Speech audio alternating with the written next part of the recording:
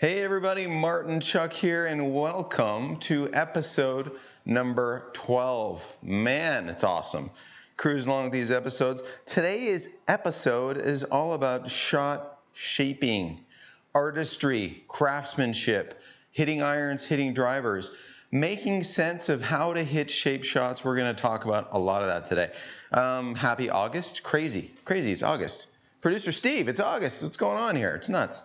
The year was the funkiest year going, 2020. May everybody be healthy out there. The year kind of stopped, and then I don't know, all of a sudden, poof, it's August. But hope everybody's doing well out there. We're having some fun here, doing the best we can, having some studio time, doing modern golf with Martin Chuck, and hopefully you're enjoying the content. So shot shaping, before we do that, let's get on to the tour event. Brendan Todd, what? This guy he was off the cliff for a long time. And he is doing fantastic. He had a couple of wins last year. He looks like he's going to, there's a guy that is not necessarily a crusher of the golf ball. Don't get me wrong. Every tour player hits it far. They all have a wow factor when you stand near them and hit it. But it's not like standing beside Brooks Koepka and watching him hit it. But the guy's great command over his golf ball. And he has kind of come back from that mental place of despair. And now he is in that place where he is a legitimate guy who can walk up on Sunday and win a tournament. And I think we're seeing that in recent weeks and certainly over the past year. Ricky Fowler. Love Ricky Fowler. Who didn't like Ricky Fowler? Okay, this guy's in second place right now. And, everybody roots for Ricky, and I hope he gets another one. He's got 4 tour wins right now, and you won't meet a nicer kid. I say kid, I think he's 30. But he's a lovely guy. He's great for the game, and I tell you what, all the little kids love wearing his flat bill hats and Puma gear and Cobra clubs, and he's a super guy. Ches Revi, local product right here down the street. Actually, when I point that way, I'm pointing at Dobson Ranch, not too far from Casa de Chuck right here in the good old indoor studio. Ches Revi's an interesting guy. Mark Blackburn's his coach. Mark Blackburn, Teacher of the Year, PGA Teacher of the Year this year. Mark Blackburn, congratulations. Mark also teaches my buddy Mike Weir, who's making his maiden voyage on the senior tour this week. Mike and I used to room together at Canadian tour events to save a nickel 100,000 years ago. And you know who else is making his maiden voyage on the Champions Tour this week? Jim Furyk, another guy that I used to room with way back in the day. Now back to Ches Revi, the local product. Ches doesn't exactly have that tour-looking swing in all spots. Give me 2 cameras for a quick sec there, Producer Steve. So he's got one of these kind of whipped inside moves, and I know his coach, Mark Blackburn, and I've talked about it. He's kind of got one of those, well, Ches pretty good. He's an ATM machine. He wins a lot of money on tour, but I'd sure like to kind of clean up that backswing a little bit. Now obviously you don't hit the ball with your backswing, but as we get into shot shaping, you'll see some of the elements that will help you get a predictable face-to-path relationship to help you do well. So Ches has got one of those club swings that kind of zips it inside that with most amateurs kind of gets them feeling like they're going to, when they get inside, they get over the top. And then let's see, you got Brooks Koepka, who shot his competitive, I think he tied his competitive low round in the first round. And I love whenever people start challenging Brooks Koepka, look out, right? People say, oh, he's injured, he's not playing well, and blah, blah, blah, blah, blah. And all of a sudden, boom, he drops a 62 on you or whatever he shot the first round there. So interesting. I watched a couple holes of Brooks Koepka hitting bombs. And not Brooks Koepka, sorry, Bryson DeChambeau hitting bombs. And he hit a couple bombs into tall weeds and couldn't find his golf ball. So sometimes, that strategy of bombing it all the time, I get it, but you got to be able to find your golf ball. And I think some of these courses are like, you know what? I think we're going to let that rough grow out there about 320 to 370. Yeah, our members don't hit it there anyway. Well, maybe they do on their second shot, but their first shot, they don't hit it there. And I think we can kind of have this golf course that our members who hit it between 190 and 250 on average can enjoy the game. And for those of you whippersnaps or those limberbacks or those super Arnold Schwarzenegger, pump you up, hit it 9 mile guys, you will figure out a way to make you a little bit more challenged when you smash one way down there. So course maintenance crews and designers I think they're going to figure this out a little bit. My clubs, my Hanma clubs, are a little close to me, so I'm going to move them back a little foot here. So excited to do a what's in the bag with you guys real soon. I'm almost completely outfitted here. I do have I make a little announcement, and I'll come back to this later. We have a swag. We have some swaggy we're going to give away. this awesome even roll putter right there. That's going to be the swag giveaway this week. And there'll be Instagram instructions for you later on at the end of the episode if I don't forget. So producer Steve, please give me a little ping if I forget. But let's talk about shot shaping. We're going to talk about the unicorn. What's the unicorn? The straight shot when the face and path is matched up. Now let's go to foresight here for a second. Special thanks to foresight. Let's go hit one on foresight. Let me see if I can, in the early morning of Arizona, I'm putting in excuses right now, everybody. Let's see if I can get a straight-ish shot here with very little spin axis. Reasonable strike. Buck 72 6-iron, and that's pretty good. Okay, and do me a favor, producer Steve, go ahead and put a, when we go to the club, I want you to go ahead and click on the face to path in the top lefty up here. It's going to populate just in a second. Come on, boom, right there. Click on that bad boy for me. Path, out to in. That's pretty much 0. That's super straight right there, okay? So when you want to hit a straight shot, guess what you need? You kind of need that path, face to path. That's 0.2. And then the face was a tick, 1.2 degree closed. And so therefore I got just a hint of draw bias. Let's go back to the cameras. Now, had I put up a 0-0 right now, I would have been a mic drop moment, would have just put my club down and said, you know what? I'm going to go have a cocktail, because you can't do that. Nobody tries to hit dead straight shots. Now, I'm not saying that you shouldn't just, set up, hit straight, and kind of get what you get. Get what you get and don't throw a fit, right? That's what we say to the kids. But shots that kind of generally go forward and maybe bleed a little right, bleed a little left, that's fine. But for most of you out there, you need to understand some relationships. The lovely relationship of the face to the ball and how it relates to the path, pretty darn important. So I am going to explain some things with you guys. Let's see, where are we at here? We're going to talk about straight shot. I do aim straight, and I do hit that shot, and I'm cool with it drawing a little bit. Maybe that draws 10, 12 feet and goes on the green, and I'm happy with that from a buck 75. Or maybe it bleeds a little to the right and goes on the green, and I'm still happy with that from a buck 75, right? So I'm not necessarily trying to curve every shot I hit, but I want you to understand how to curve every shot you hit. That's a big deal. So the straight shot, the unicorn, just... you see me in my T-square, my golfer's toolbox, my ball indicator line. Typically, when we hit the old straight shot, you guys and gals out there, the golf ball is going to be a fraction left of center in our stance. Because, golf, you've been watching me hopefully in these episodes, and if you haven't watched live, fantastic. You can go back to YouTube. Now, I enjoy the fact that some of you are out there right now and your jammies have a cup of coffee and you're watching Martin Chuck. Awesome. Let's have some fun. And I know you're going to ask some questions in the chat, and producer Steve's going to go, hey, Martin, we got a question. Or my CEO, Jared's in the house checking things out. Now, when we get into shot shape, you'll understand why some of these basics can help you be a straightish hitter or a purposefully curved hitter. So let's talk about the fade. And I'm going to bring in a prop. I've got a prop to talk about here. Let me put this down here. We're going to take in a pair of shoes here, some Nike shoes. These shoes were made for walking, but in this case, they're made for helping to kind of describe a situation. So I'm going to take my lead foot, I'm going to put it up against the ball line here, I'm going to take my trail foot and put it way back, which move the golf ball location well forward in that stance. And that looks funny when you see 4 pairs of shoes there.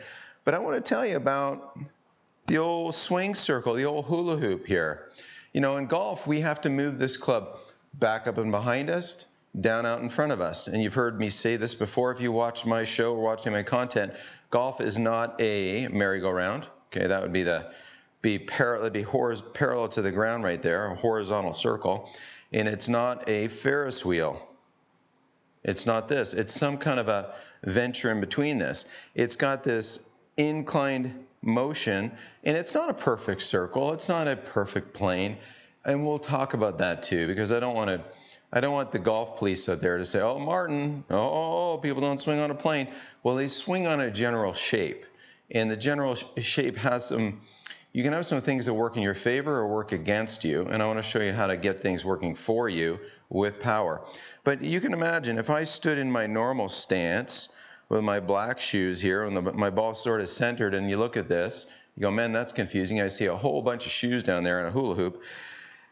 This is the bottom of my swing circle. We know in golf that we want to touch the ball, brush the grass. Touch the ball, brush the grass. Not take big old pork chop divots. Not take, we don't want to plant tomatoes in our divots. We want the circle of our swing to intersect with the ball on the ground at the right time, and that will help us if we have the golf ball in the right place. Now, if I move my feet way back here and have the ball way forward, I can't get that same relationship, but I can still hit the ball. You know how we do it?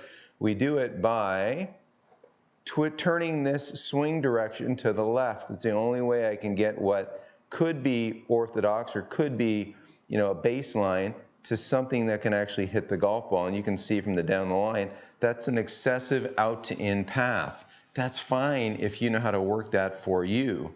The problem is a lot of you don't know which path you're swinging on, and I kind of want to help you understand that. So in the fade biases, guess what? Ball forward within your feet, which leads us to the draw biases, and we'll get into this a little bit more further.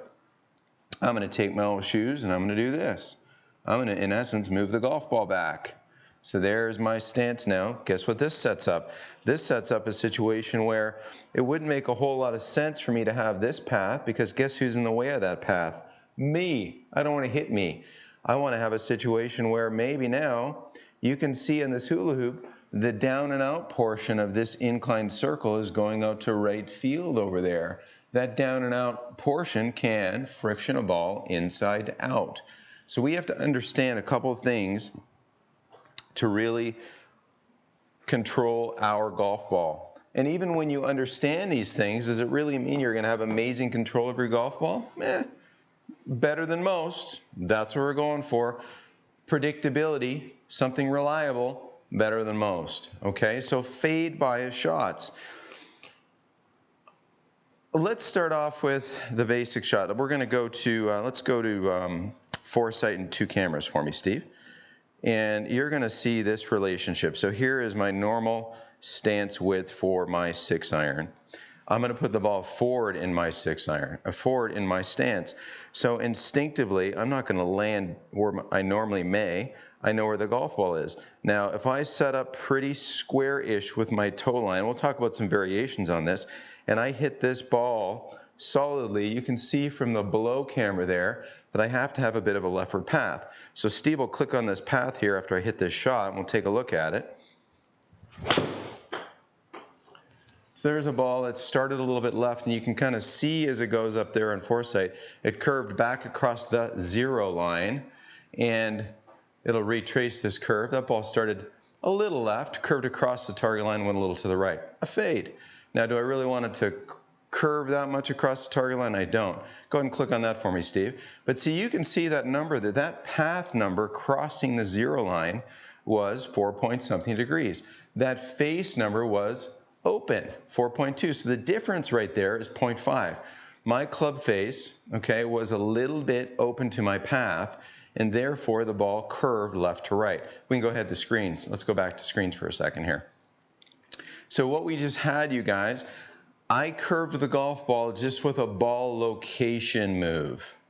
Okay, I put the golf ball forward in my stance, I'm going to exaggerate here, to where I had to hit it with a little bit of coming from outside to inside.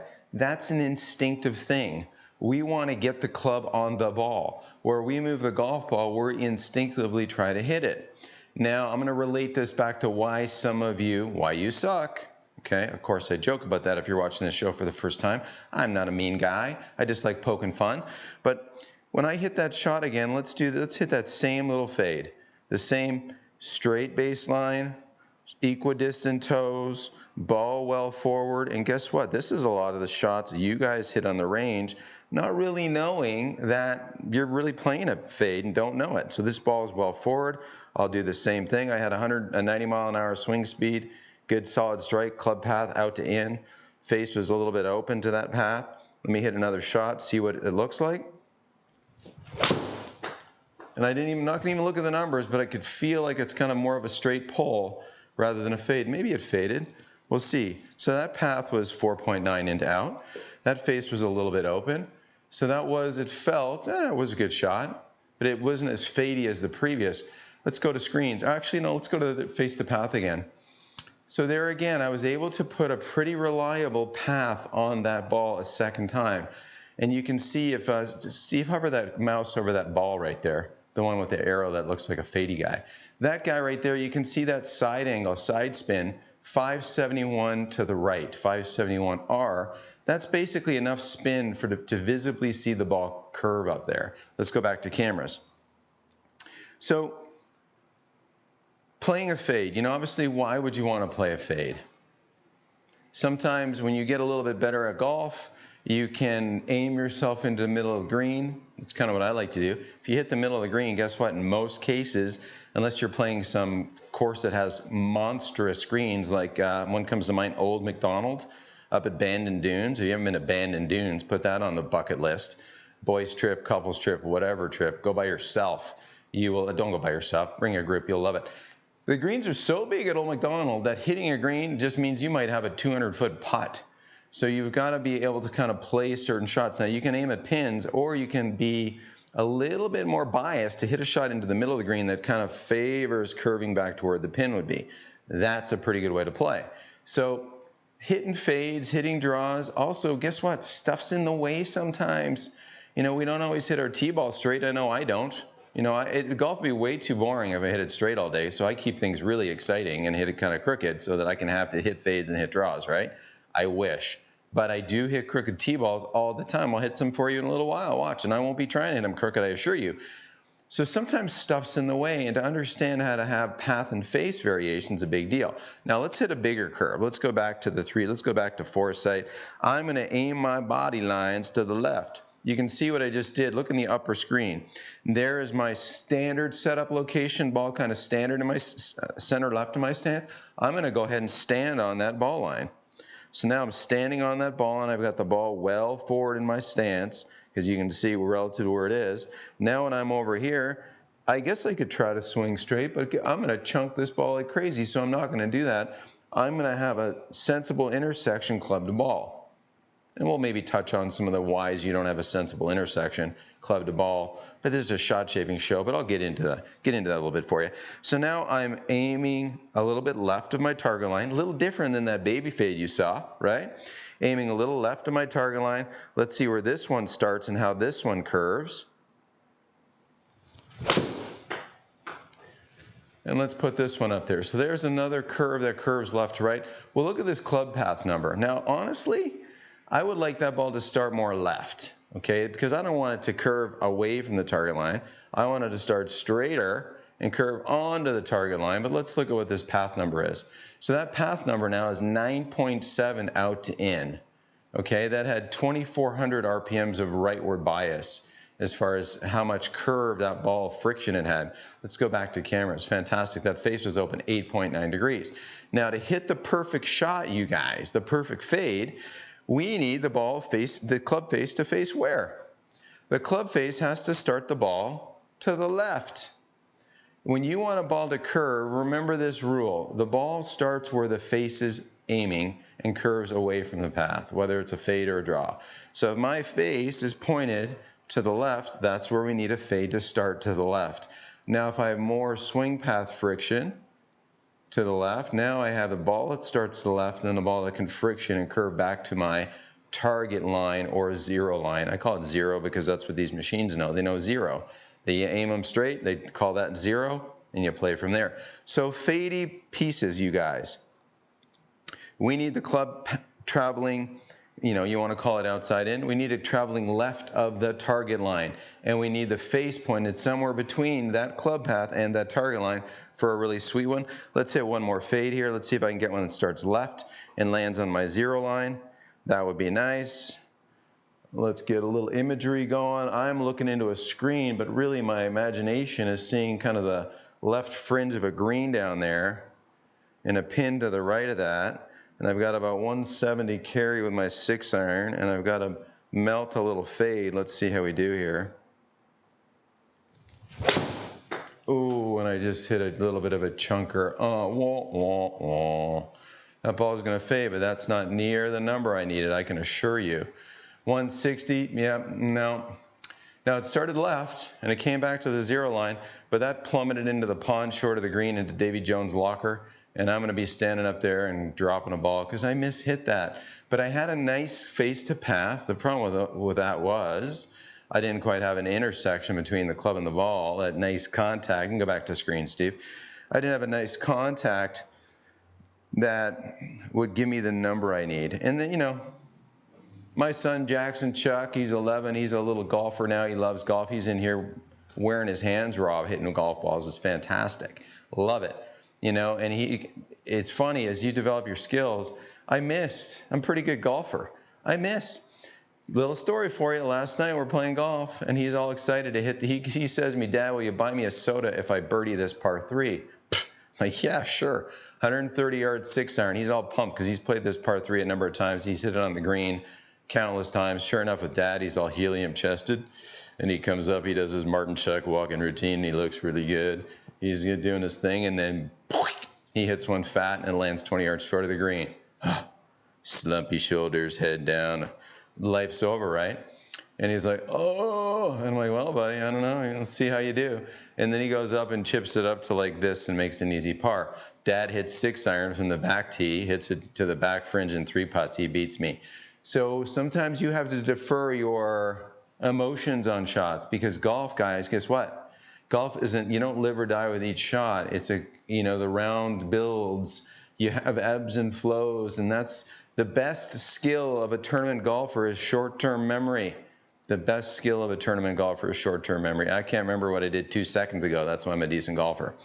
Anyway, fade shots. We need a club traveling across the 0 line a little bit with a face that starts the golf ball to the left, but not as much to the left as the path, and you will hit a fade. Some of the things you need to do, which will be helpful, let's get the golf ball forward in your stance because that's what helps you hit a fade. Now, let's talk about the draw. Most of you have a hard time hitting a draw. Why do you have a hard time hitting a draw? Because you have a hard time having face reliable behavior during your swing. This thing winds way open, and then you have a really hard time getting it square. And when you don't want any of this kind of flashy face stuff. So that's why I harp on grip. That's why I harp on wrist conditions. And let's just talk about draw shots a little bit. So back in the same situation, I'm not changing my grip. My hands are going on the club pretty much the same way every time. I may manipulate my grip a little bit around the green and a little bit in bunkers. And I don't think my wife Stacy would like it. We had a big pile of sand put in here for a bunker episode, okay? We will do a putting episode, though. That one's easy. But let's see how I do hitting a stock 6-iron that maybe has a wee bit of right to left behavior. Let me hit one out there, and you'll start to see the wee nuances here. Now that one, I don't know, that might have went right and not come back, and that's what that felt like. It's drawn a little bit. Sliver. At least it didn't overdraw, okay? So we hit this shot out there, it went to the right, marginal. Let's take a look at those numbers.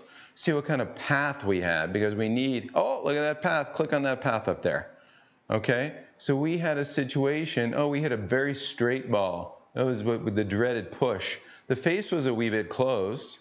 So that was cool. So I kind of did what I needed to do as far as my intent on getting the club path. There's 4 degrees in to out. The face was a wee bit closed. That's what we needed. But you know why that ball, let's go back to cameras. Why that ball flew pretty darn straight is because I didn't hit it quite on the button. So when I didn't hit it quite on the button, you guys, you get a little bit of gear effect. And instead of that ball doing what it should have done based on the math of where the club's path was going, it was going 4 degrees inside out, was just a sliver, which is perfect for that little shot. But then the mild miss hit just created a bit of a push. So here's the very frustrating thing in golf, and this is something that most tour players do. Okay, and I'm no tour player anymore, still get it around okay, but they have pretty reliable club path. They can get the club path on the ball with their intent most of the time, okay? So you see if you guys pick up on these little draw changes here. I'm not aiming way to the right. We can do that for excessive path. Okay, we'll do one of those in a minute. But take a look at the barber pole here. Still kind of aiming in the same equidistant with my toes, but I am certainly not aiming way to the right. But what am I doing here, you guys? What do you notice? Golf ball's getting a little farther back in my stance. That's a situation where my club still has a lot of opportunity to travel inside out. You can kind of see on that right frame, there's a club that can travel inside out. Now when I jockey back over here and I exaggerate again the fadey biases, can you see how the club is traveling now, has to travel outside in? If I tried to travel inside out to the ball way forward, I would chunk it every time. So some of it plays on our eye-hand coordination and awareness of where the ball is relative to us. So let's hit a little draw shot out there, see if I can get a really crispy, clean one. Ball a little farther back in the stance. I'd say that's a bit more central. That gives me a little draw bias by nature. Let's go ahead and hit one here. And that felt centered. So that ball's going to react with a draw. And that thing's coming back. That's a show-off shot right there. God, I like that. Let's play that 10 times in a row. Just kidding. So that ball went out to the right a little bit, curved back to the left. Let's take a look at the path, probably in the neighborhood of 3 or 4 degrees to the right. What do we get? 4.7, okay? There we go. Face 2.4 close. So the math on that, you guys, see the face is a little bit closed to that path. So the path is going 4.7 inside out. That face is not pointing 4.7. It's 2.4 close to that path. And guess what you get? You get a draw spin. If you go ahead and hover that mouse over that arrow, that counterclockwise arrow right there, that is a situation where you get a counterclockwise spin, 452 RPMs. Okay, let's go back to the cameras. And that's enough friction on the golf ball to visibly see that thing draw up there. Okay, now this episode's about shot shaping. It's just not about curves. Let's talk about some of these little nuances. So you better players out there, okay? You better players, you know what I'm talking about here. You've gotten a situation, maybe you're in some tournament, you're in college or whatever, and the wind's a howling, and you're 100, maybe you're massively fast. You're 100 and, this is my 6-iron, so a stock 6-iron for me, 175-ish. Maybe you can nuke it a little farther, but I chip it a lot under that yardage often. Again, you want to be a skilled craftsperson with these things. This isn't a one distance club. This is a variety of distance clubs, okay? So oftentimes when you are shot shaping, it has a lot to do with weather too. So if I had wind off my back blowing hard this way, sometimes it's nice to have a ball that wants to curve that way. It's called holding it into the wind. Yes, that is a little high-level technique rather than, oh gosh, may I just pray to hit this thing, right? Because that's how a lot of people play, just to, eye down, whack whitey. How'd I do? Let's go play, okay? I'm on the way to a $120 with that, maybe 128. But as you're developing your skills and you're faced with elements, wind off the left, wind off the right, all those things. Think about this. A lot of people want to hit the old knockdown shot, right? Keep it under that wind. So what do? They put the golf ball where? Back in their stance. Well, what did we just learn about shot shaping? If the ball is back in our stance, you guys and gals out there, we don't necessarily hit it low. Trust me, I can hit it just as high with a ball back here than I can as a ball right here, because when the ball's back here, I can have a same sort of delivery, hit the stock 95 feet in the air, 90 feet in the air. It just starts way to the right and draws a little bit, okay? Or I could have it back in my stance and I could mash down on it and hit it pretty straight. So you can be confused by these shot shaping things, and this is why I want to touch on this. And this might help, not even the better player out there, this might help the 18 handicapper, 24 handicapper when you have this situation on the golf course. Remember, the farther you move the ball back in your stance, the more inside-out path you invite to get onto the golf ball. I mean, if I was staying this far forward of the golf ball and I tried to hit a fade, I would hit myself in my shin so hard I'd need a medic. So realize where you locate yourself, whether dynamically or statically over a golf ball, dictates path quite a bit. So for the better player out there, and I should stop saying that, for just everybody out there that wants to hit a kind of a controlled, low flighted straight shot that doesn't get away from them, okay? And here's the thing. This was my kind of quandary as a kid. I wanted to hit the punch shot. I'd put the ball back here like this, and the wind was in my face. Feelings of Scotland blowing in from the hole this way, and I want to keep this ball down a little bit, and I got the ball back in my face, and I'm going to hit this thing. And I sure kept that low, but oh my gosh, look where that ball is going. It's hooking, and I'm like, whoa, I just want to hit it low. I didn't want to hook it. So what's going on there? And I see even college players that come to see me have a problem knocking the ball down and not hooking it. Okay. And so, maybe they put the ball back because somebody said, oh, to keep it low, you gotta put the ball back. Well, no, that's not the case, right? Because we're actually mashing down way too much. If I want to keep, I can hit it plenty low from right here. So we'll go look at, let's see where this number is going to populate here in a second. So here's the ball well forward of my stance, okay? That might dictate that you think, well, I'm going to hit this high, but let's hit this little shot. And here's a little peely low knockdown shot that's got a little fade sauce on it, okay? That shot right there is a player's knockdown because that ball is not getting out of control. This will populate, so that went 161.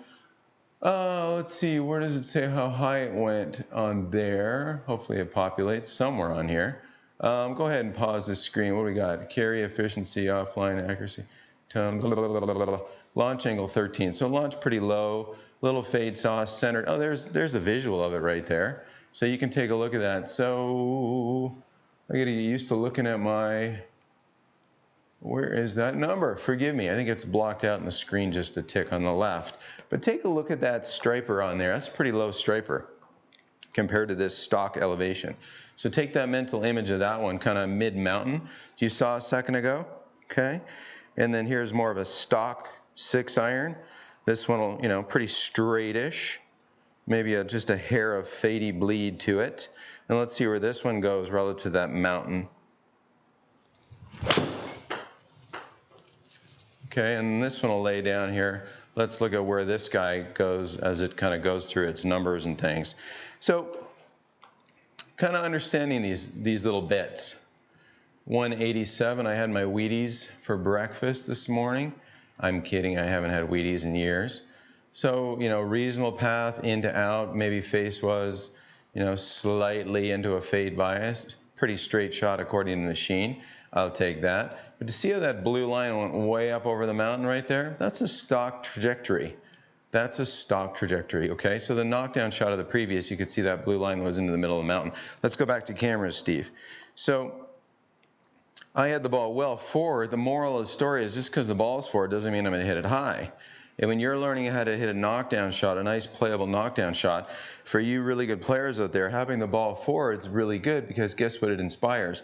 It inspires you to kind of cover the shot and have a little bit of a fade bias, handle forward, body open, trappy fade. That would be the shot I'd love to see you, the better players have command over, that little trappy fade, rather than this guy where the ball gets back here and they have a sense of too much draw bias where that ball starts to run, it's running away like it stole something, you can't catch it. Okay, any questions at all from the audience, guys? We doing good? Any comments in the chat? Hey, Martin, what abouts? What side spin number would you consider too much of a curve? So great question. What side spin number would I consider too much of a curve? When you start getting past 500, okay, that's a number that's getting a little bit extreme. And if you're getting past 500 on one of those side spin numbers, anything, say you get a 200, a 300, that's visibly, you can see it up there. I stood on the range in Vegas watching Bryson DeChambeau last fall, okay? It was like a fish swimming, he was hitting it so good. It was just so easy. He was smashing drivers, big loopy draws. Started out to the right, and his ball was curving back to the left. Tim Tucker, his caddy, is an old friend of mine. I said, and he had a foresight down.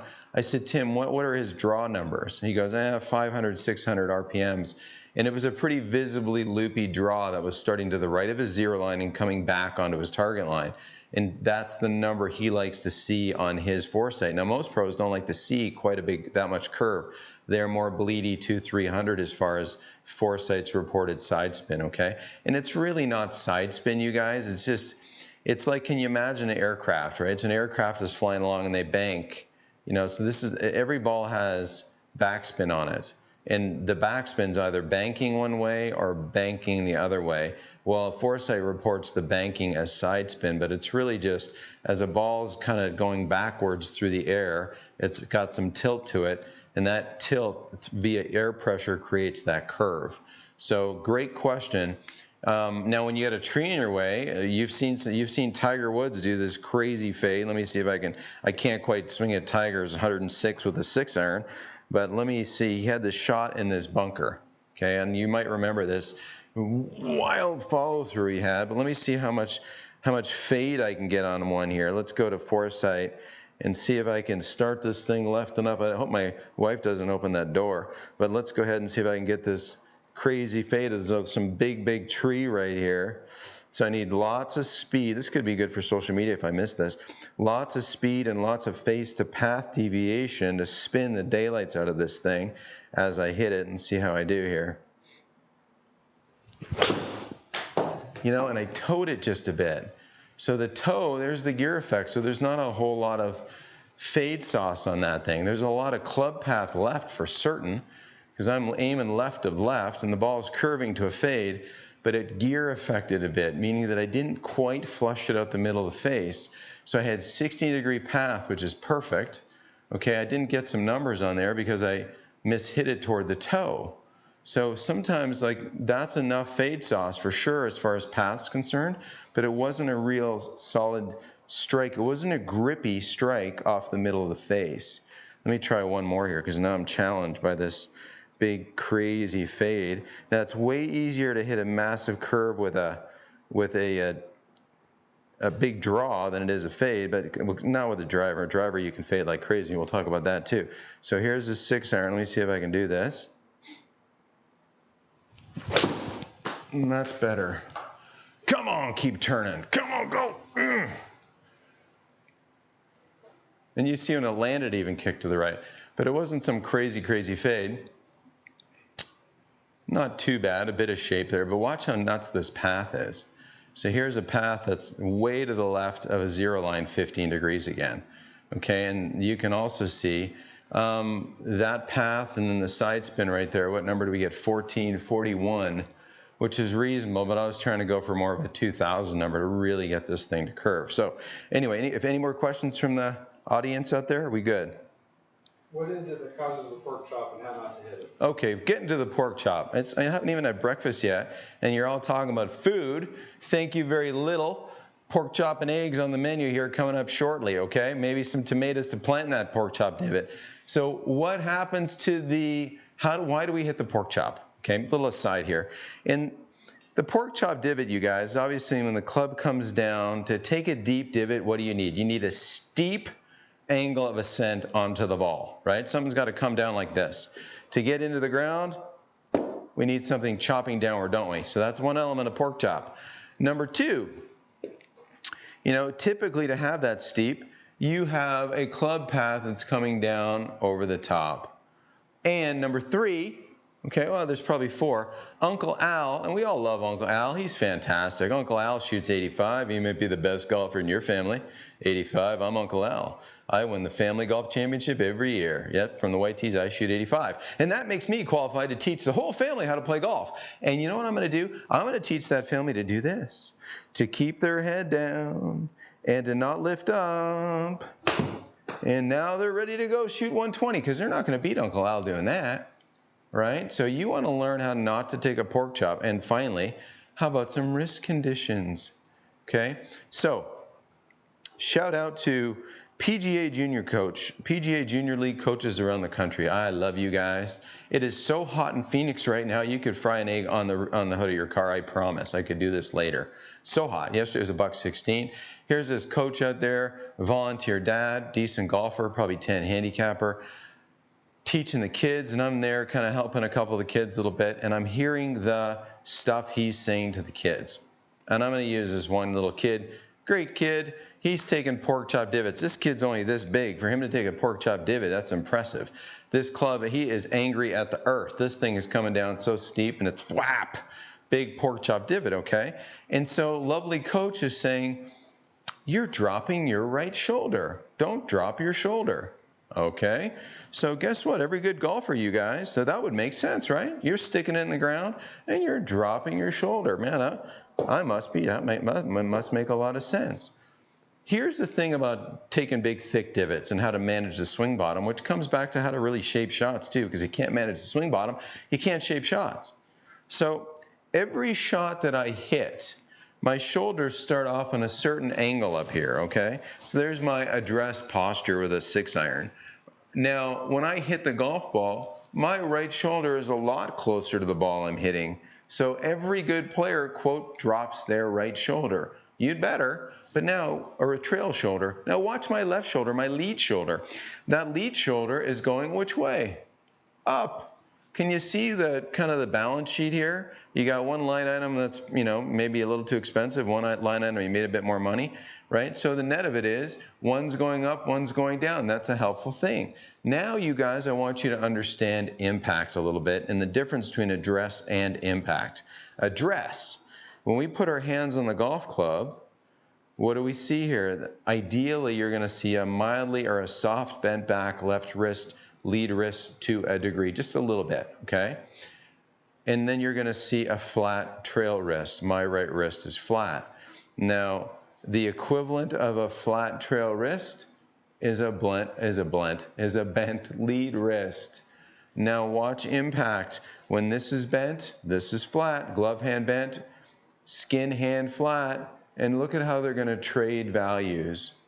Okay, now watch what you see here. Just go to the down the line cam if you can, just for a second here. So the down the line cam, okay, is my hand. See how my right wrist is bending back? This club head is in essence coming off the ground. Good, now go to the face on cam. Right, so now I'm in impact. But you're like, how are you in impact, Martin? The club's 3 feet away from the ball. Well, watch. As my body unwinds, that's where that right shoulder goes down. That's how come I can start off with this measure from my center to the sole of the club, put this thing dynamically into a impact position, and then my body helps deliver that impact condition. Address and impact, you guys, are very different spots.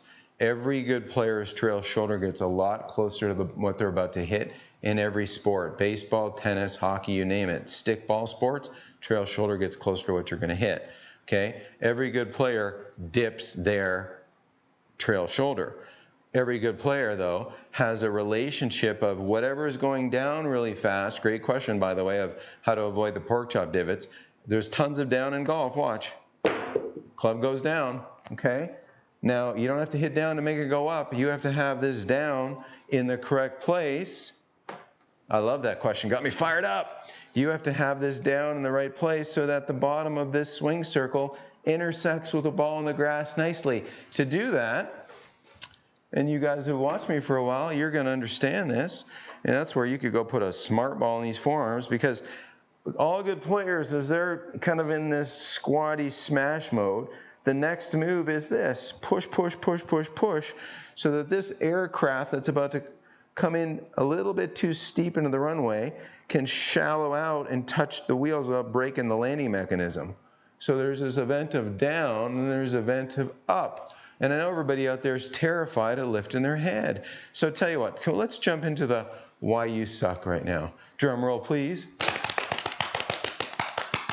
All right, lovely lady, okay? And we're going to take a look at the why you suck. Now, she doesn't suck. She's a pretty good golfer, actually. Take a look at that trail arm, okay, mildly overbent. And take a look at this arm going through here, mildly overbent. Now, here's the thing. Guess what? On a shot right around this, because I played with her, and she plays pretty well. She mishit a shot. I don't think it was this one, but she mishit a shot during the round, well, a couple shots, because we all do, where she said, oh, must have lifted my head. And she dribbled one along the ground. Not this one. This was like a good faced contact, okay? But during the round, she topped a couple shots, and obviously she giggled and blew it off because, like a good golfer, which she is, she said, oh, I must have lifted up. And the short-term memory, she went on to hit on other shots. But she doesn't quite understand a couple teeny-weeny things. And I want to say she's somewhere in the teens handicap, 18, 17 to maybe 20 or something like that. Pretty reliable, knows how to manage her game. Now, as her club comes in impact, watch her head, okay? You go, man, is her head jumping straight up? I think not. But, okay, and now let's go to the cameras and let's explain this a little. So she's quite a good golfer. And most of y'all, I'm going to say this, it's going to go in one ear, right out the other, because you can't believe me. The earth is round, people, all right? I know.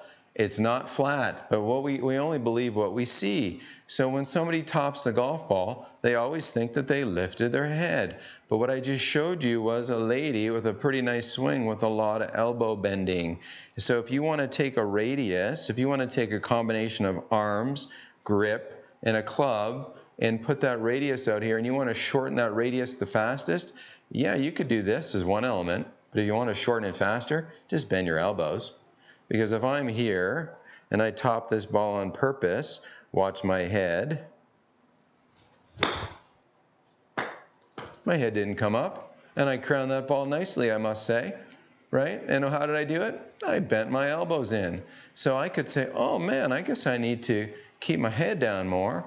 Or I could say, no, you know what? I need to keep my radius. I need to learn how to rotate and extend myself. And so I can have long arms through impact. And then people are going to go, man, that dude must be crazy.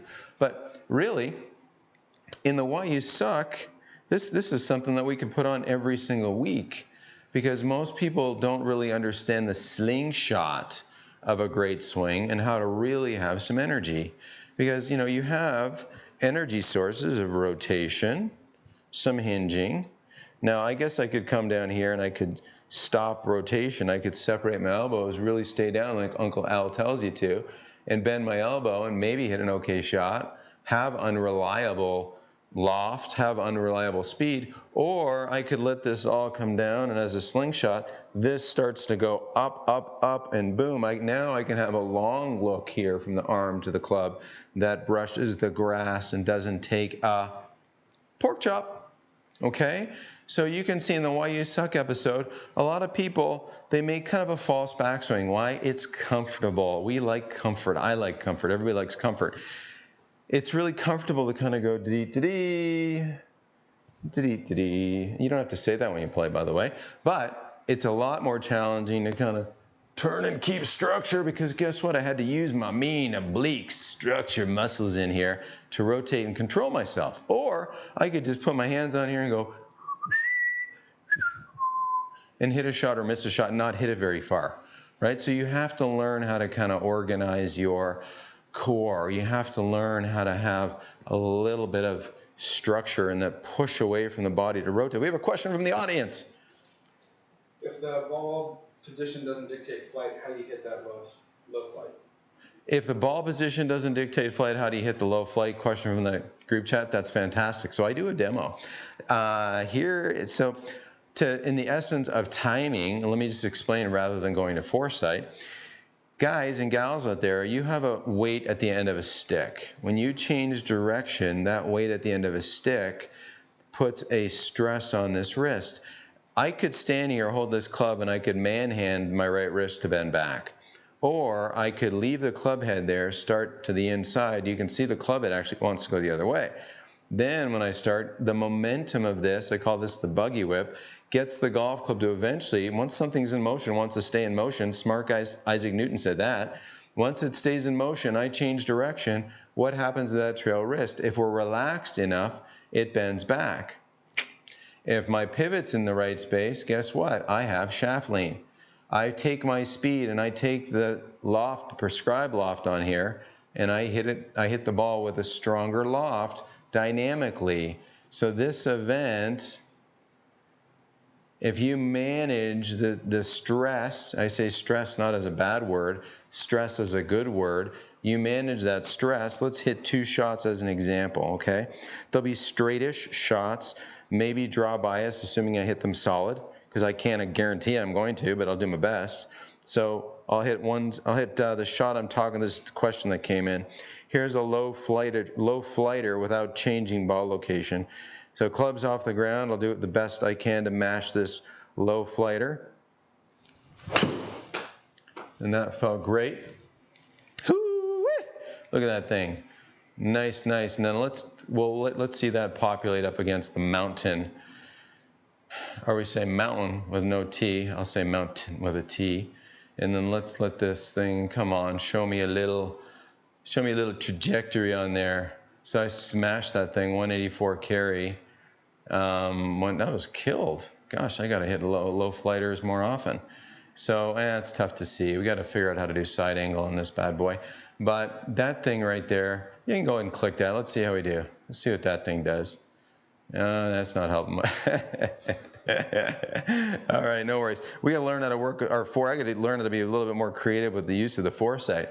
But that was a tatered shot right there. But at impact, I just had a little bit more, a nice stronger face versus same ball location. Okay, a little bit of a higher, and that's going to be hard to see because I can't show you the side angle trajectory. I mean, I can, I just don't know how to do it in this moments of time doing a live show, because this is live, everybody. So I better not say a curse word because they won't have time to beep it. But let me hit a high one here. So there's a high one, a nice ball that went pretty straight. Ooh, I'm showing off a little bit. So that trajectory, nice and high right there. So that'll show, you know what I could have showed you? I could have showed you the launch angle. That's what I should have showed you. The first one had quite a low launch angle. Let's click on that. What was it? 15 on the first. 15 on the first one, cool. And that one launched at 19, so 4 degrees different launch, right? And I could have showed you loft, but sometimes in a live show, me don't think too clearly, you know what I'm saying? So that ball flew quite a bit higher than the other one. What did I do? Let's go back to the cameras. I had a great sense of where the club head is. You know what really makes me excited right now? Hockey's back. I just can't wait. Hockey's back. And so when you see these kids, how about this? Let me show you what. You want to be a good golfer? Check this out. Do this. Learn how to go and flip the ball up. Click this thing on the face. And just start telling a question. And now I can't do all the crazy tricks all the kiddos can do. Whoop, missed it.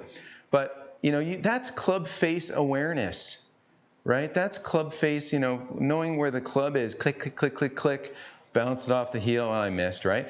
But that's an awareness that, guess what, as a golfer, you have to have. If you don't know where that club head is at the end of this stick and how it plays against your body and hands and how it develops its inertia, momentum as you move, you're not going to become a really good golfer. It's not just, there's the ball, smash it. No, no, no. There's the ball. How does the weight of the club play against you? How do you feel when you move, and what is the stress, and what does it do to your hands, and how does it inspire you to rotate and to potentially hit good shots? Now, all this, you guys, comes back to having a decent pair of mitts on the grip. Okay, you got to have that. If you don't have a decent grip, this video, you can say, okay, I'm going to go hit some fades. I'm going to go hit a draw. I'm going to go draw one out there. Okay, that's my grandfather's voice, by the way. I'm going to draw the ball. Why won't it draw? Grandpa, it won't draw because your grip sucks. But son, be nice to me. No, Grandpa, you got to get your hands on right. Son, I've been playing golf a long time.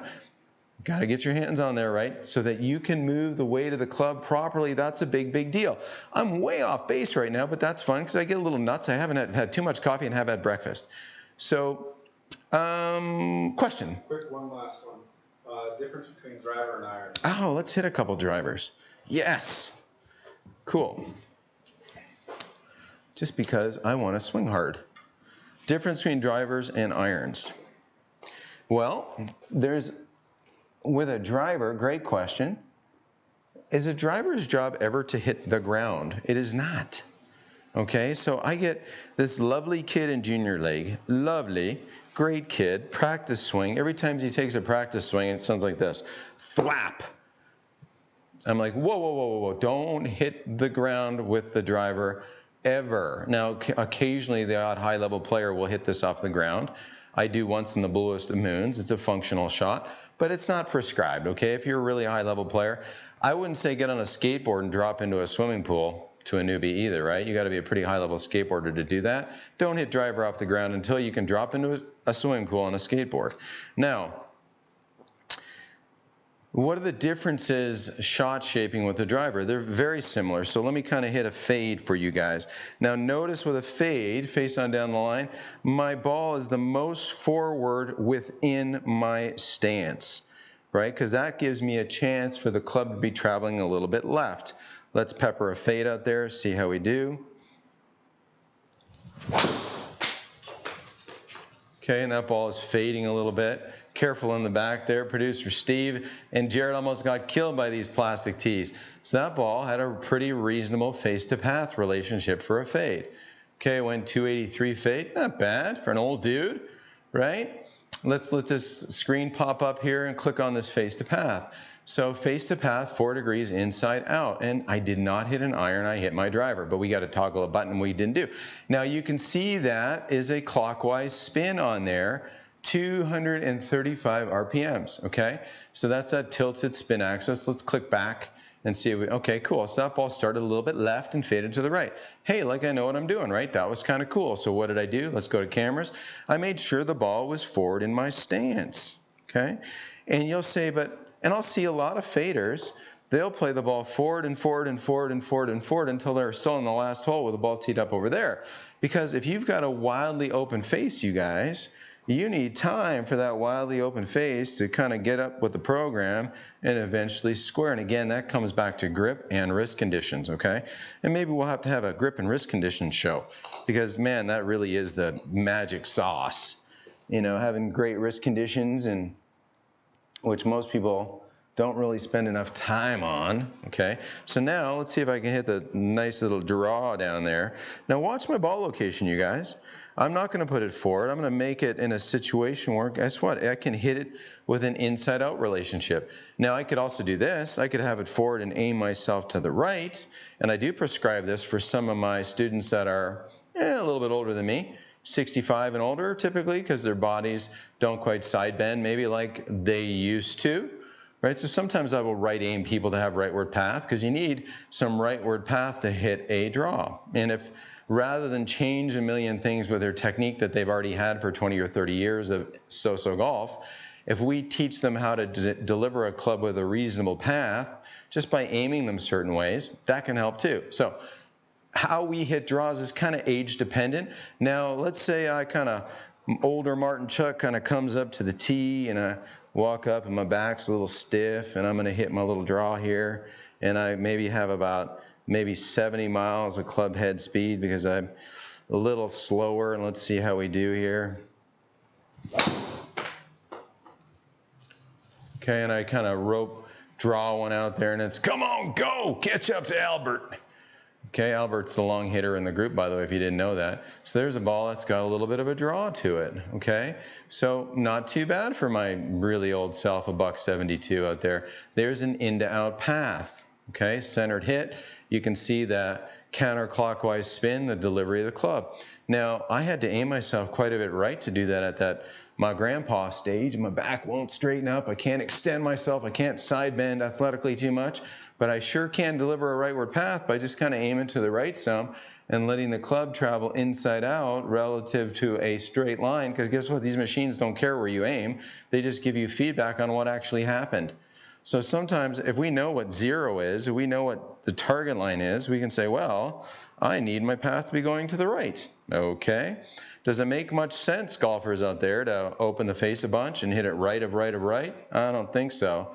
You know, in fact, this is a good drill for you to do when you go to the range, and we'll talk just a sliver of homework, even though producer Steve didn't write this down and I'm running out of time.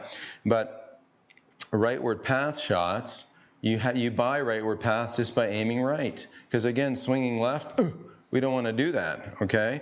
We want to let the club travel right of 0, and then you'll find a home for that face to point that sort of makes sense. Now, if your body's still working pretty good, and I don't know, I guess that's some of you out there, right? Because I tell you what, mine's starting to feel a little bit older. That men's league ice hockey has got me a little bit creaky, you know. So there's a ball location that's not quite so forward, which welcomes a little bit more inside-out delivery path. Let's go ahead and send one out there. So ball's a little bit back. That'll help me with my path.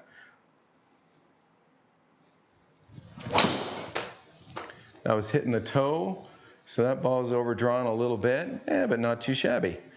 Okay, so that ball had that, you know, the amateurs in the pro-am go, ooh, oh, because that ball went out to the right a little bit and drew back across the target line. Yeah, but that was a bit of a gear-affected draw, but maybe the path was still a little to the right. Let's take a look. Yeah, 1.9, so not too much inside out.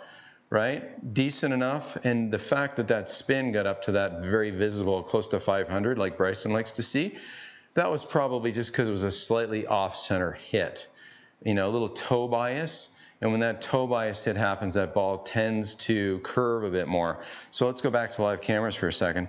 So sometimes, and I tell this to my son all the time, you can make good swings and hit bad shots. You just didn't have, so the physical stuff was great. The contact pieces weren't there. That's typically what happens when you get, off-center hits. And tour players don't make crazy path to face changes from swing to swing when they hit a wild one.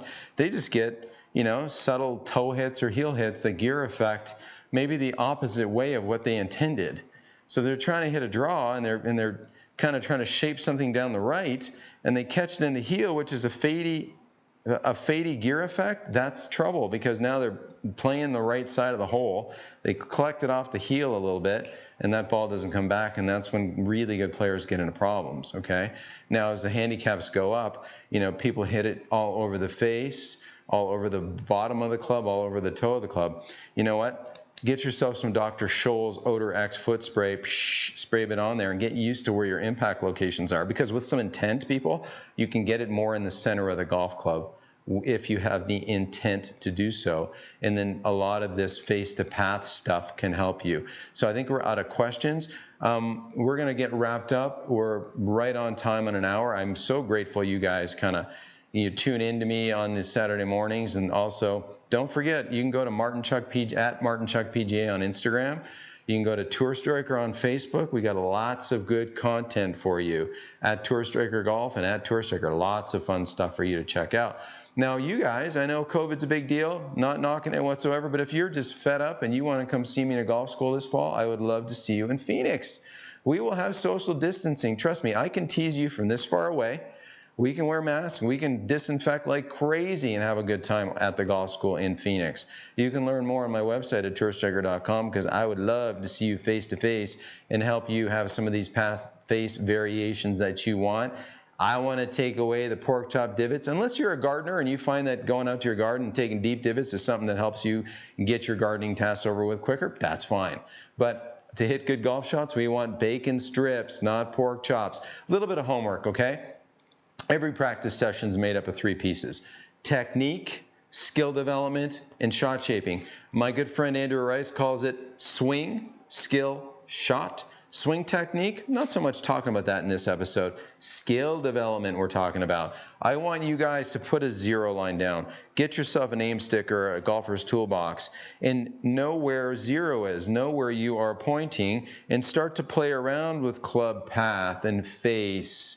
And aim yourself to the left and then to the right. And again, play around with club path and face. Start to develop your own feels for shot shaping and highs and lows. And if you want, refer back to this video. And if you're watching this and you haven't subscribed to my channel, subscribe, man. Guys working hard here. Got family to feed. No, but I hope you enjoyed the content. I have a blast teaching golf, poking some fun, and that's what I do. So Martin Chuck, signing off. We will see you next week.